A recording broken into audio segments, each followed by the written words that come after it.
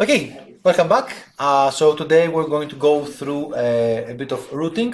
So ideally by now you should have finished with your virtual network lab sheet. So at this point I would like you to have your Prometheus VM, and then inside it you should have 3 more virtual machines, 0, 1 and 2, and they should be able to communicate with their neighbors. Okay, so this should be as far as you can go in the network without actually having some routing in place, because we have 4 different subnets essentially on the way towards getting towards the internet from your network. So we have networks 30, 31, 32, and all of these need to go outside through network 28. Okay, so in order to achieve this, we need to have routing.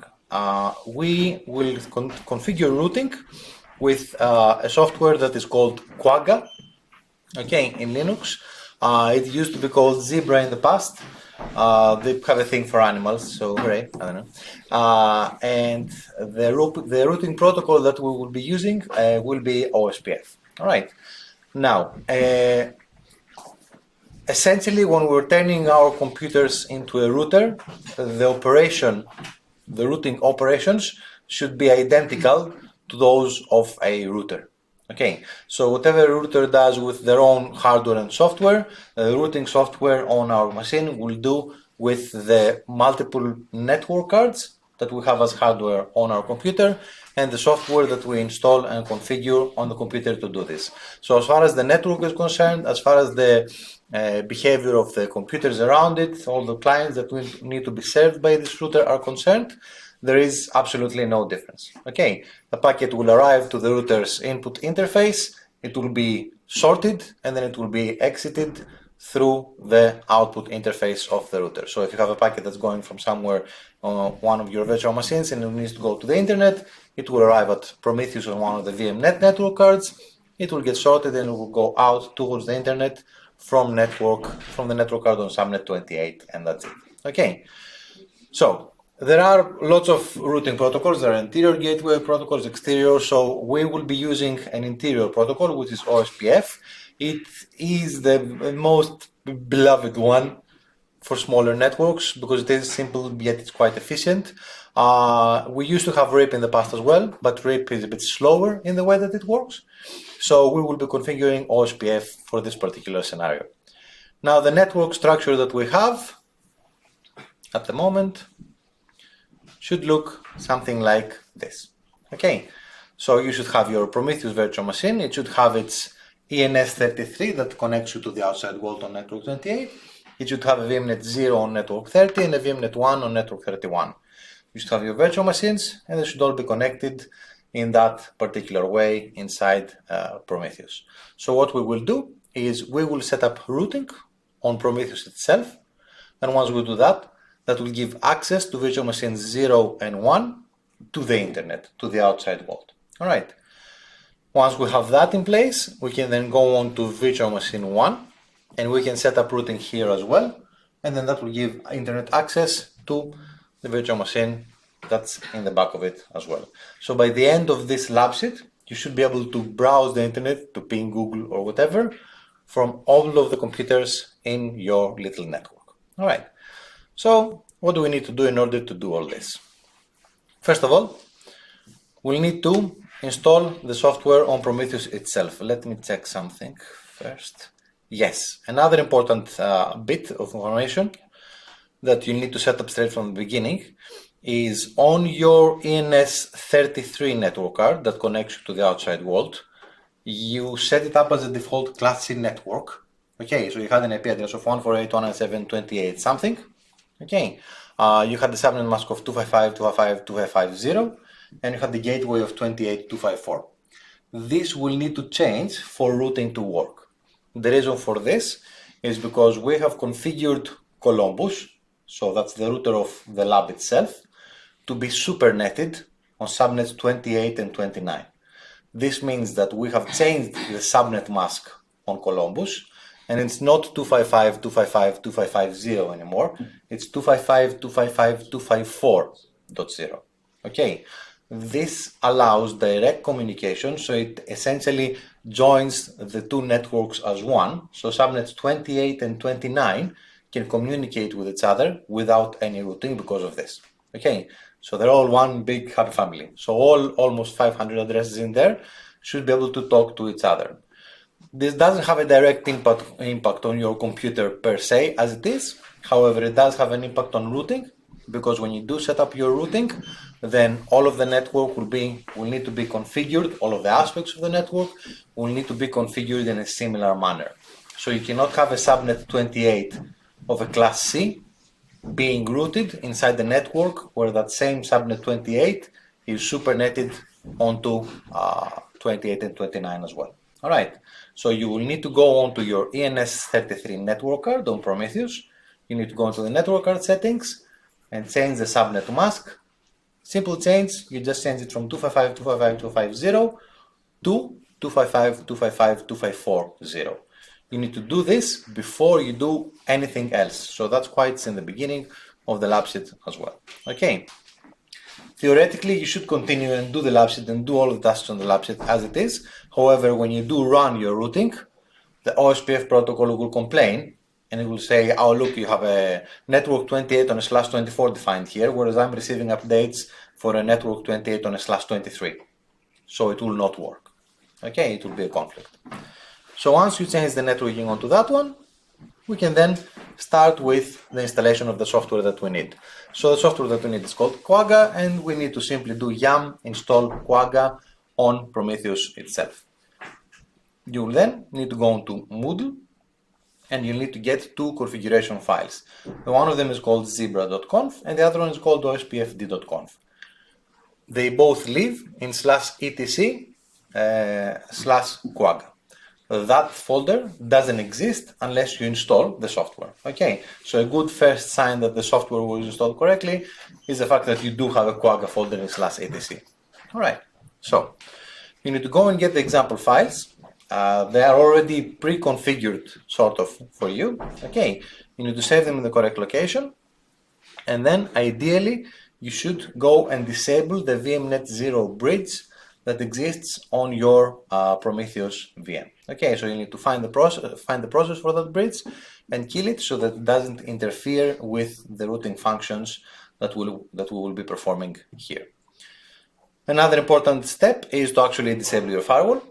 Okay, you have the option if you want to configure your firewall for routing, so you can allow routing through the firewall. So if you do choose to do it that way, you can research it and figure it out and do it. That's fine with us.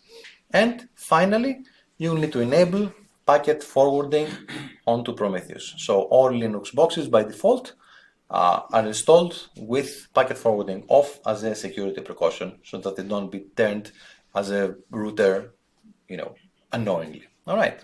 So you need to enable that, and that should be it.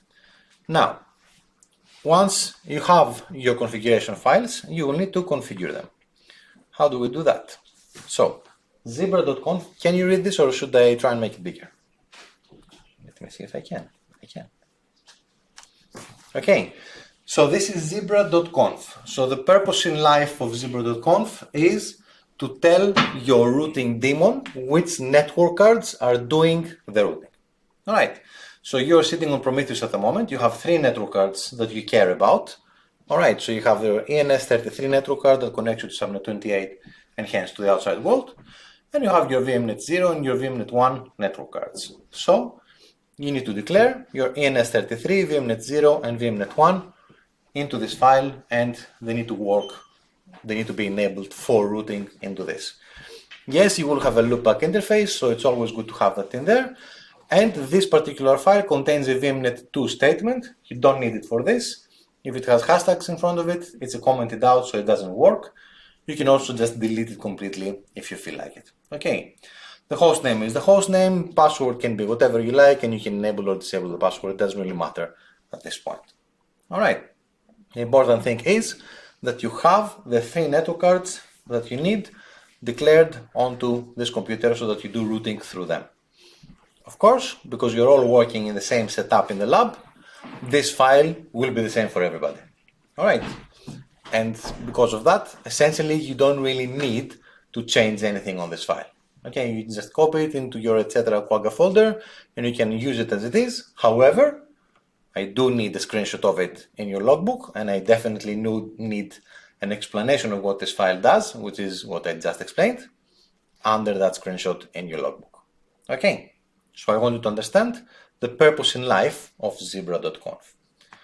The other file that we'll need is ospfd.conf. So zebra.conf manages the routing daemon, the software that does the routing. ospfd.conf manages the protocol that we will be using. So we'll be using OSPF in this case. So what is the information that we need in here? The first important bit is OSPF router ID. Okay, so this is the ID, the IP address of our router in the network. Okay. In this case, it's going to be your Prometheus virtual machine. So 148.197.28. whatever the IP address of Prometheus is. Debatable, you could use one of the VMnet 0 or VMnet 1 IP addresses. But it just doesn't please my OCD. So I use the 28 one. Okay, you can try it if you want and see if it works. All right. If you really want to get 110% in the logbook, you know. So, router ID, the IP address of the computer that you're doing the routing on. You then have what we call network declarations, subnet declarations. Okay, so you have 3 networks that are directly connected onto your Prometheus virtual machine, 28, 30, 31. The statement for network 28 will be the same for everybody. It's 148.197.28.0/23. 23 because we're supernetting 28 and 29, yeah? So it's not going to be 24 anymore, it's going to be 23, and that's important. So you can leave this as it is and you don't need to change it on the configuration file. What you will definitely need to change are the network declarations for networks 30 and 31. Okay, they will be a /30 for all of you, so that's fine.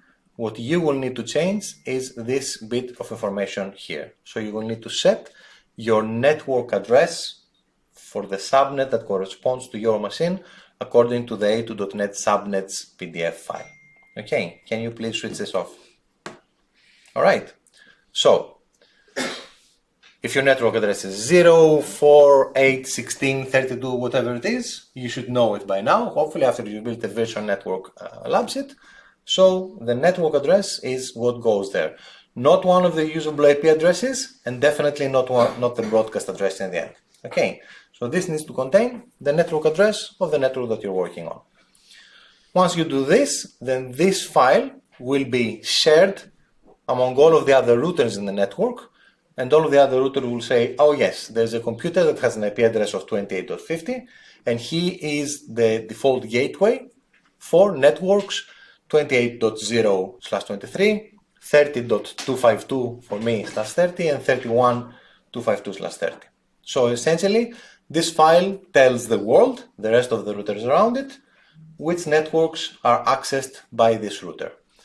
All of the routers in the lab will eventually talk to each other, will exchange this information, and that will build an OSPF-based routing table on all of the computers in the lab with all of the other routes available in the lab. Okay, so the more of you actually work on this and get it working, the routing table will get bigger and bigger and bigger for all of your computers that are running some sort of routing. Okay, so once you configure the files, you are then ready to basically start testing. All right, the best way to do this is to have 4 terminals or 4 tabs in the terminal running. In the first terminal, you do zebra-f, etc. zebra.conf. So this will run the Zebra service in debug mode, as we call it, in a terminal. Once you hit enter, the prompt should disappear and nothing should happen on this terminal. So this is its normal behavior. Okay, so don't expect to see any information on this terminal and don't expect to be able to type any other commands in this terminal as well. You move on to the second terminal, ospfd-f, etc. ospfd.conf. This will run the protocol and this will show you live in the terminal all of the route exchanges that happen between your router and the neighboring routers. Okay, there should be a lot of information scrolling down on this terminal all the time. All right, if there is no information scrolling onto it, not even errors or anything else, this means that you've forgotten to turn off your firewall. All right, so iptables -F will fix that immediately. All right. If you do see messages, try to read them, try to make some sense out of them. If it's showing that you're sharing networks, it's fine. If it's complaining about something, unexpected subnet mask on network 28, for example, will immediately mean that you've left a /24 somewhere in subnet 28 and you need to change that. All right. So see if you get any error messages in there and make sure that you address that you fix that. All right. So once you have your Zebra and your OSPF running, theoretically routing is running on your computer, and you can go to the third terminal and type the command watch root -n. This will show you your routing table live and updated every 2 seconds into your terminal. So obviously, routing, if it's working on your computer, it will take a few seconds to communicate with all of the other routers that are active in the lab. But once that happens, you will start getting new networks, new routes on your routing table. The one that will immediately come up is the one on Columbus, because Columbus is running routing all the times. So even if you're the only person in the lab running routing, you should still get, I think it's 28.115 or something like that, or 255. I think the desks have changed this year. But you will get one more route that you didn't have before on network 28 from that router. Okay, and of course, when other people are actually running routing, you will get other people's routes in the same way as well. So this is the first sign that your routing is working, because you are getting information about other people's routes on the network. And then you can go into the last terminal and you can try pinging stuff and see if everything works from there. You can move on to your virtual machines 0 and 1, and you can try to ping google.com from there. If not google.com, then you can try to ping 28254 from the virtual machines, because that is Columbus's address, that's the default gateway of the lab. And if you can ping that, it means that you've gone beyond your own computer to the outside world, to the lab, and you can ping there. All right. So if you've done that, it means that your routing is now working on Prometheus and you have internet access on virtual machines 0 and 1. So now it's the time to repeat the process completely on virtual machine 1 as well. Okay. You cannot do this in parallel, because in order for you to install Quagga on virtual machine 1, obviously you need to have internet access onto it. All right. So do the entire lab sheet for Prometheus, make sure that it's working, make sure that you can ping Google from virtual machine 1, and if you can, then you can do yum install Quagga on virtual machine 1 as well. You can go to Moodle, you can get the example file as well, and then you will need to edit them. So for virtual machine 1, you have only 2 network cards. You have VMnet 1 and VMnet 2. So you have networks 31 and 32. Yeah? So your zebra.conf must not contain ENS33 anymore. You need to delete this. You will of course still have a loopback, that's fine. It must not contain a VMnet 0, because you don't have VMnet 0 on it. It should only have VMnet 1 and VMnet 2. So you remove the hashtags in front of the VMnet 2 statement, and this is what your zebra.conf should look like on your virtual machine 1. Okay, 2 network cards that work for routing, and correspondingly, your ospfd.conf will need to have a router ID, which can be any one of those 2 addresses. I would use the IP address that I have on VMnet 1, so 31.something for me. Okay. And the networks that I'm sharing to the outside world about this computer are only networks 31 and 32.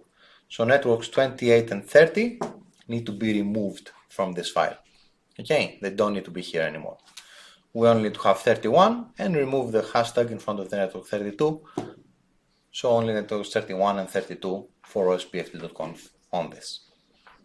Same everything. Run Zebra, run OSPF, open a terminal, watch root -n, and basically see what happens. Once you start getting routes from there, then you should be able to go on to virtual machine 2 and ping google.com, and that should be it. So if this is all running, you can then essentially move on. You can go into the terminals and stop Zebra and OSPF running. A very, very important step here. If you want to stop them from running, don't just close the terminals. If you close the terminals by clicking on the little X that closes the terminal, it doesn't actually stop the processes. the processes will be running in the system as rogue processes. They will still have a process ID, routing will still be running, and you will not be able to start them as a service. Okay, the same thing happens as well if you do Control Z instead of Control C. Control Z just puts a process in the background and gives you access to the terminal. It doesn't actually stop a process from running. Okay, so what you need to do is you need to go into your Zebra and into your OSPF terminals and Control C to stop the processes from running. Okay, once they are stopped, you can go and you can start the services, and you can set the services to run automatically every time your computers start. All right. With that in place, your routing table should get populated again. With the services running successfully, your routing table should get populated again, and you should have normal internet access on all of those machines. And then in the end, there is a bonus round. That's very nice on this one. I really like it. Nothing. So one way to give access to networks is routing. Another way to give access to networks and computers in there is nothing. Okay, that's network address translation. You all use this all the time, every day in your lives. Give me an example. Wi-Fi. Everything that basically your phone connects to or your laptop connects to is definitely NATed. Okay, it will be very weird if it's not. So all of your routers at home, all of your set-top boxes and everything else, here in the university as well, and so on and so on. All right. Why do we use nothing? Who can tell me? Is to conserve public IP addresses. Exactly. Okay. Because there's only a finite number of IP addresses available on the planet. Okay. Don't look at us that we have an entire Class B network to play with. It's terrible waste. Terrible waste. And privilege, I mean, yeah.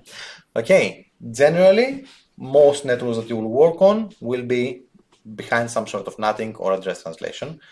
Even publicly offered servers will be like this and will have some sort of port forwarding onto a public address or some sort of DMZ zone that they go through or something like that. Okay, so it's very important that you understand the concept behind getting something NATed and how it actually works.